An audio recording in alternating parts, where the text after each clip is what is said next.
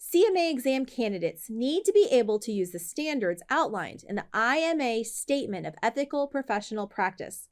In this essay, we will review a scenario that includes toxic waste.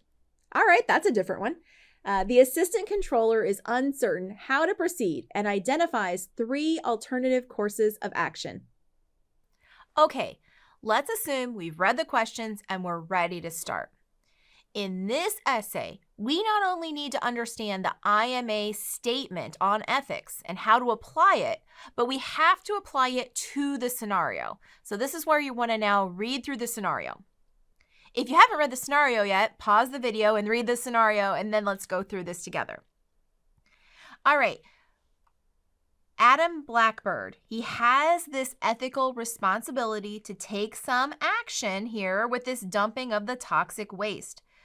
Referring to our specific 4 items here, what are Adam's responsibilities?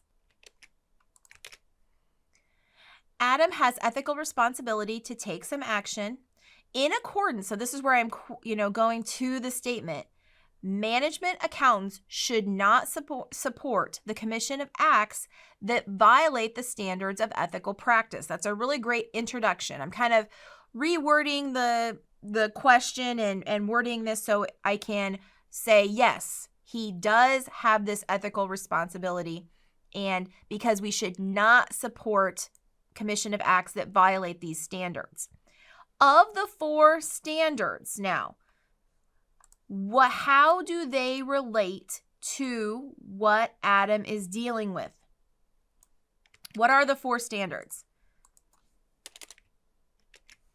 Competence.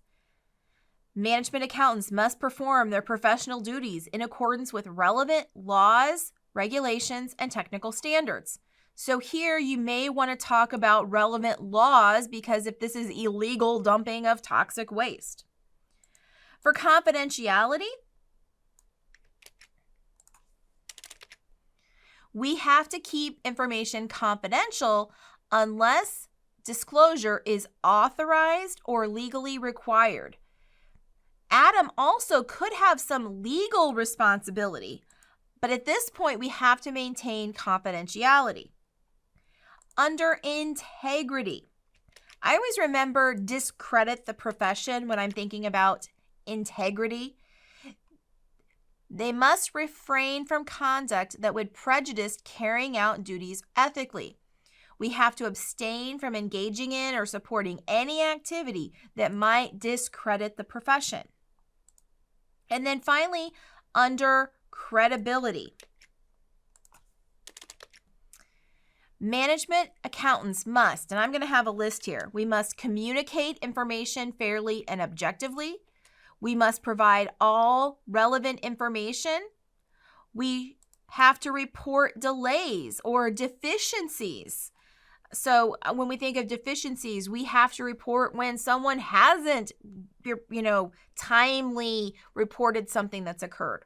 So I've applied the 4 statements here, and then you could go into further discussion into this scenario. But it's important that you understand the 4 standards in supporting your answer. Now, question 2.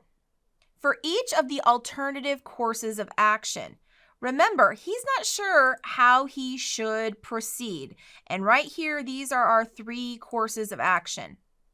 Should he seek the advice of his superior, the controller, anonymously release the information to the local newspaper?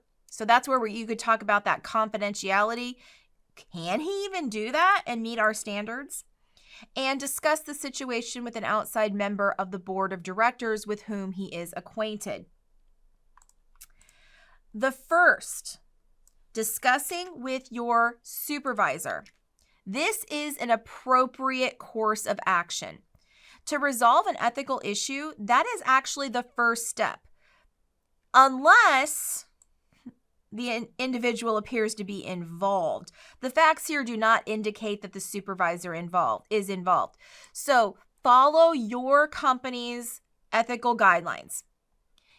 If you don't have an ethical policy, or if you don't have an ethics policy or a reporting policy, you should have a policy. It'll be ethical.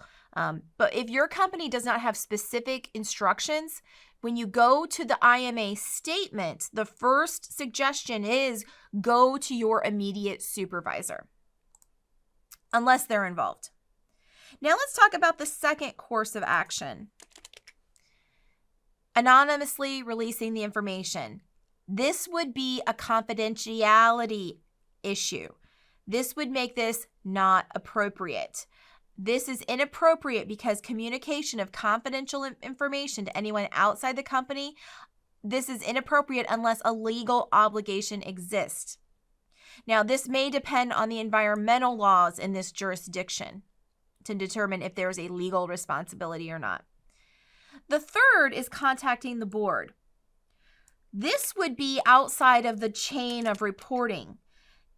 This would be inappropriate because you are to go to your immediate supervisor, or if your supervisor is involved, you go to the next level of management up. You would not want to skip the chain of command, if you will, and go straight to the board of directors. So that would be inappropriate.